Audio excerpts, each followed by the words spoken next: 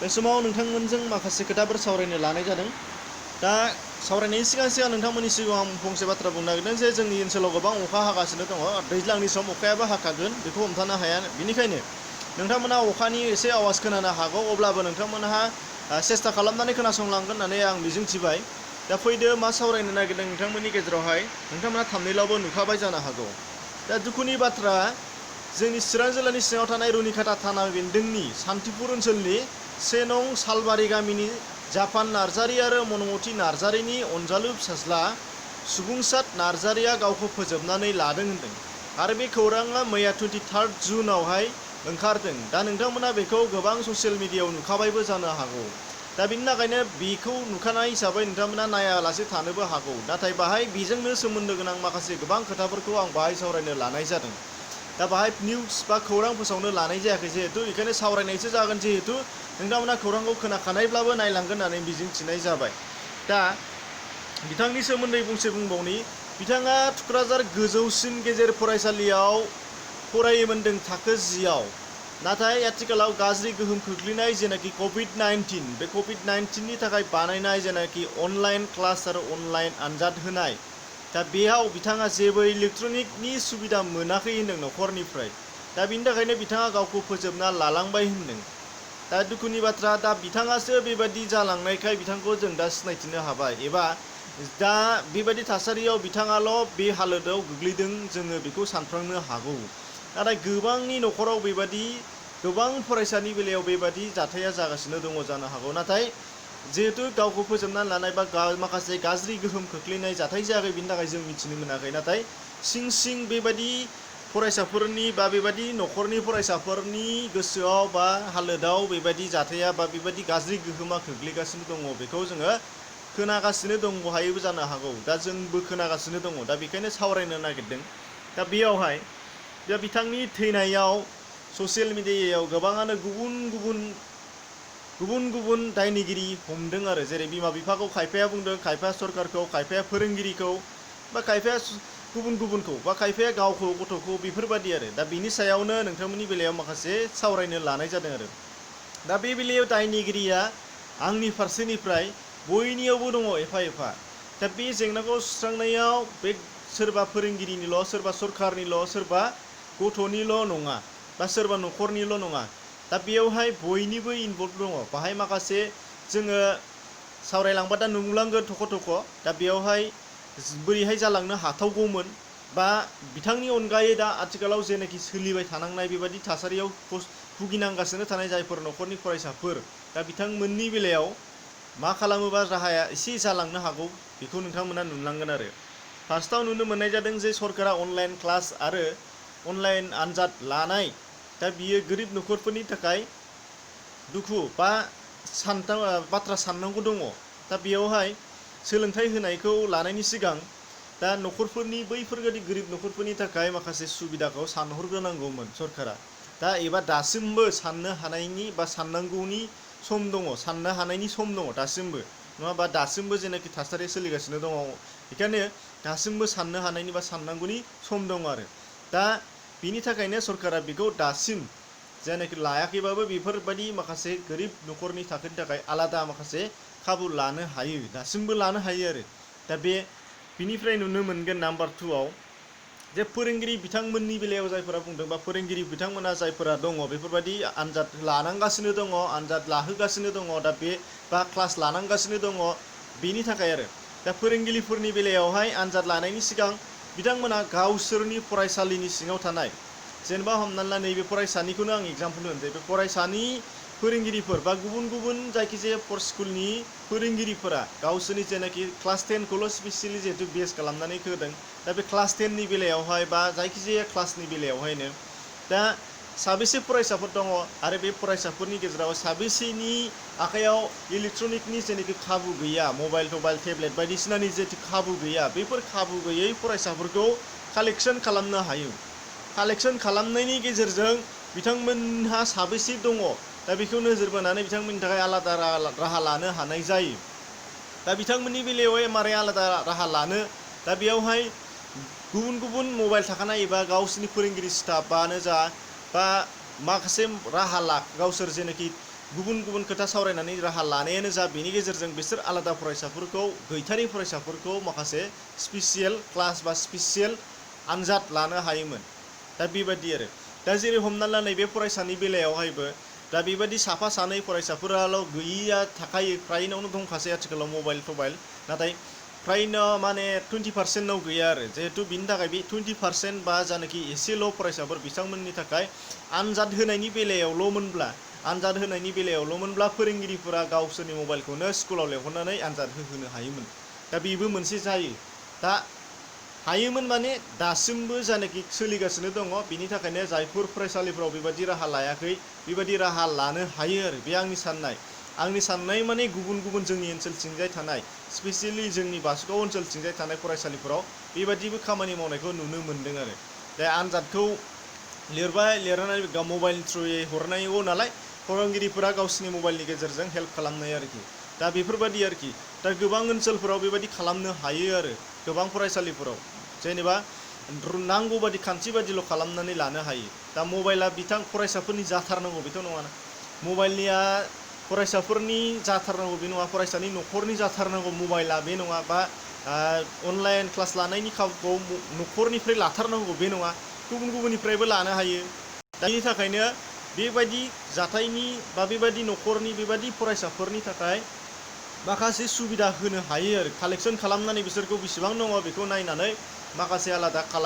Class लानाय बा आनजाद लानायनि खाबु होनो हायोमोन बा हायो दासिमबो हायो दाबो सोलिगासिनो दङ जिहेतु दा बिनि थाखाय बिनिफ्राय नुनो मोनबावगोन नाम्बार 3आव जेनेबा न'खरनि सोद्रोमाफोरनि बा न'खरनि बेलायाव दाय होनाय नङा होमबा दा बाहाय न'खरनि बेलायाव दाय होनायाबो नंगौ थिगैनो दङ।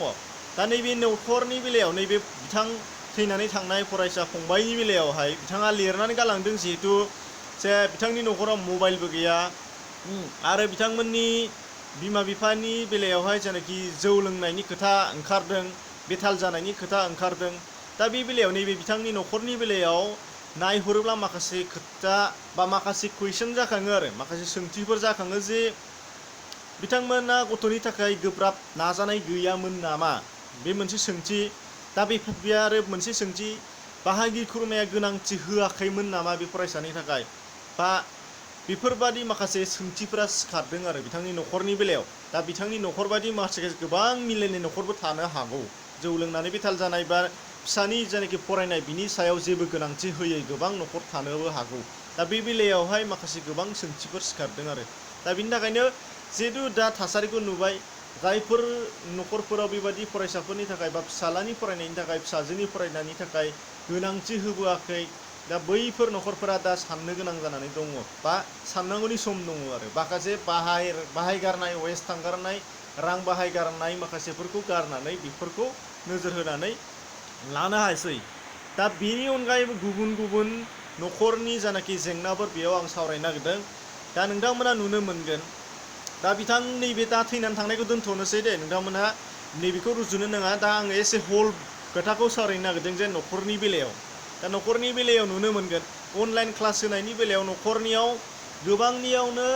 मबाइला थायो सोरनावबा बिफानियाव सोरनावबा बिमानियाव सोरनावबा बिदा सोरनावबा बिब'नाव थायो मबाइल नाथाय बे जाय बेक्ति फरायबाय थानाय फरायसा बिनि आखायावसो मबाइला गैया आरो हमनानै ला नाथाय क्लास लानो जेनाखि बिथोन होबाय आनजाद होनायनि जेनाखि बिथोन होबाय बे बेलायावहाय बिदानाव बिथ'बाय फंबायनाव बिब'नाव बिथ'बाय नाथाय खनसे खननै हरबाय बार बार हरा माने गुरुत्थ' होआ फंबाय बिनानावनि थाखाय मानो बिथांमोना गावबा गावनि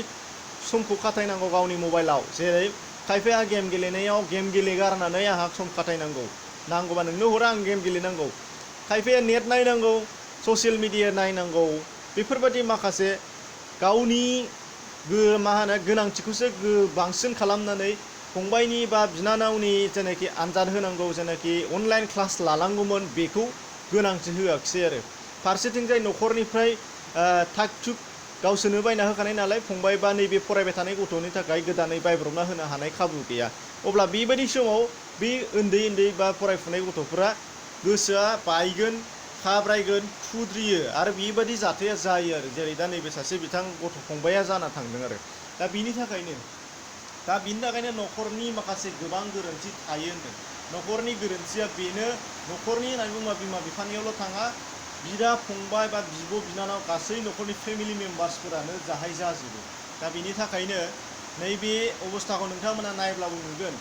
बा जोंबो नुयो जोंबो टिचार हिसाबै नुयो नोंथांमोना जायफोरा रेगुलार नायबोदों नोंथांमोना आंखौ मिथिखायो टिचार होननानै जेखि बिनि थाखायनो नोंथांमोननि बेलायाव आं बेखौबो बुंदेरनो नागिरदों जोंबो नुगासिनो दङ जे मबाइला बिदानावनो दङ थाग थुग बिमा बिफाया बिदानो बायना होदों आरो नाथाय बिदाया गेम गेलेनांगौ जेरै गेम गेलेनायनि थाखायनो बियो फंबायनो होनो हाया बेबादिबो जों फरायसा मोनो फंबायनो होनो हाया मबाइलखौ होथ'नो हाया दान्दिसेबो गावहा गेम गेलेबाय थानांगौ फारसेथिं जाय अनलाइन क्लास जागासिनो दङ बे बेलायावहाय ओरै अनलाइनाव मा होनो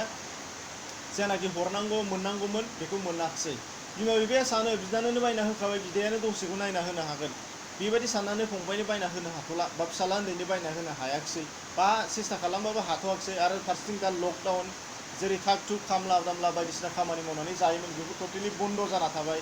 दा गोदान गोदान रांखान्थि बा रां खामायनायनि खाबुआनो खमखा दा बयनावबो नुगासिनोखा दा बे बेलायावसो आरो बेबायदि जाबावनायाव नैबे दुखुनांथाव बाथ्राया जायो दा बेनि थाखायनो जायफोर न'खराव मा होनो मबाइलफोर दंजायो बेफोरनि बेलायावहाय बिदा फंबाय बिब' बिनानाव नोंथांमोनहा बिथांमोना हेल्प खालामनो नांगोन गावनि फंबायनो जुदि एग्जाम होनायनि थाखाय बा मोनसे मेसेज हरनो थाखाय मोनसे आधा घन्टा क्लास लानो थाखाय आधा घन्टा नट्स नायनानै लिरख'नो थाखाय बेबायदि सम होनो मबाइलखौ होथ'नो हायाब्ला बे मा बिदा जागोन बेयो मा बिब' जागोन नंगौना नङा मा बिदा जागोन मा बिब' जागोन मा बिमा बिफा जागोन बिमा बिफानावबो थागोन मबाइला होथ'नोनो हाया ओरैबायदि बेस्थ' दानि जुगाव बिमा बिफायाबो फारसेनिया नङा होमबा ससियेल मिडिया नायनाय मानाय ओरैबायदि नाथाय फिसालानो होथ'नो हाया गाज्रि जायो मबाइल लाबा बेबायदि खोथा नेगेटिभ लाङो आरो दा बेनि थाखायनो बेखौ साननो गोनां दङ दा जायफोर न'खरफ्राव नोंथांमोना आंनि बाथ्राखौ जायफोरा नायगासिनो खोनासंगासिनो दङ बे बेलायाव नोंथांमोना एसे सिन्था खालामनानै नाय आरो जोंनि फरायसा फंबाय बिनानावमोनाबो सिन्था खालामनानै नायनाया मोजां दा नों बे फरायसाफोरनि थाखाय आं बुंहरनो नागिरदों दसे सम जुदि आधा घन्टा नट्स लिरख'नो थाखाय मबाइल होथ'नो हायाबा नोंनि मा बिदा जागोन नोंनि मा बिब' जागोन नोंनि मा सोमोन्दो गोनां जागोन बेलाय नाथाय जेला नोङो बेखौ नेवसिनानैबाबो सासे मोजां मानसि जाहैगोन अब्ला नोंनि खाथियाव साफिनगोन नै आंना बाराबा बायदिसिनासो बुंलांगोन दा बेनि थाखायनो हेल्प खालामनाया गोनां न'खरनि मानसि हेल्प खालामा बाहेरानि मानसिया सोर हेल्प खालामनो नंगौना नङा फार्स्टआव न'नि मानसियासो हेल्प खालामगोन दा बेनि थाखायनो आरो दा बेनिफ्राय नेक्स्टआव बारलांसै नाम्बार 4आव नैबे बिथांनि फरायसानि थाखाय नैबे बिथां जायनाखि थैनानै थांनाय फरायसा बेनि थाखाय बिनियावबो गोरोन्थिया दङ गोरोन्थिया बेनो